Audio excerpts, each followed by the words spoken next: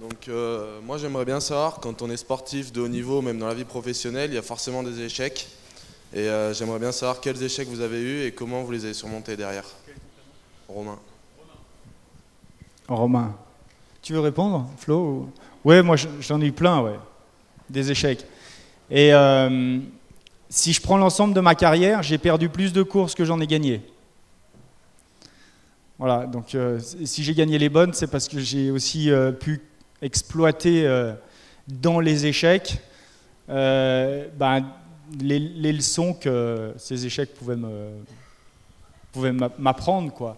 Ce qui est difficile, c'est quand tu es dans l'échec, quand tu es un peu tanké dans l'échec et que tu n'arrives pas à sortir.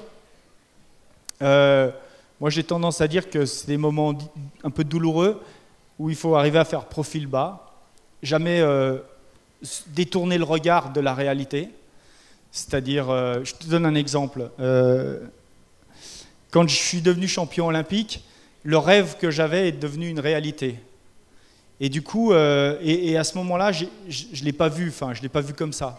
Je me suis dit que du coup, ça allait être facile, et ça l'a pas été tant que ça. Un an après, j'étais blessé. Je me suis retrouvé au fond d'un lit d'hôpital, et quand le médecin m'a dit, après l'opération, tu vas faire quelques pas dans le couloir, moi, dans ma tête, hein, j'étais encore champion olympique. Et je suis allé faire quelques pas dans le couloir avec ma béquille, tout ça. Puis au fond du couloir de l'hôpital, j'ai vu un mec cassé en deux, tout pâle, tout gris, qui ressemblait à rien. Je me suis dit, putain, la loque, tu vois. Et je me suis approché. Et au fur et à mesure que je m'approchais, le mec s'approchait de moi, tu vois. Jusqu'au moment où je suis arrivé devant un miroir. Et le mec que je pensais être une loque, c'était donc mon reflet dans ce miroir. Et c'est là que j'ai pris la claque. Je me suis dit, putain... Ça fait mal parce que je ne suis pas du tout à l'image de ce que je pensais être. Et donc ça veut dire qu'il a fallu repartir de là pour imaginer un nouveau scénario et de nouvelles perspectives, de nouvelles ambitions. Là, ça fait mal. Et donc la première chose, c'est de me dire qu'est-ce qui me faisait rêver et qui ne me fait plus lever le matin. Et puis comment je vais reconstruire, par quoi je recommence, par où je repars. Et ça a été un long chemin, ça a été très intense, ça a été beaucoup de travail. Je crois que ce que j'ai appris à ce moment-là, c'était aussi d'accepter la situation, donc ne pas renier la réalité, et surtout donc se regarder en face, et surtout faire profil bas.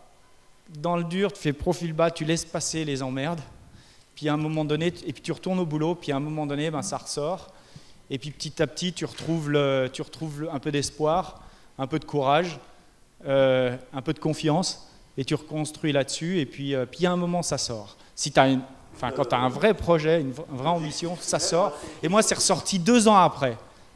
Ça a repris 2 années, et 2 ans après, j'ai été champion du monde, et j'ai arrêté ma carrière là-dessus. Mais pendant 2 ans, je peux te dire que, voilà, profil bas. J'ai fermé ma grande gueule, ce qui était très difficile pour moi d'ailleurs.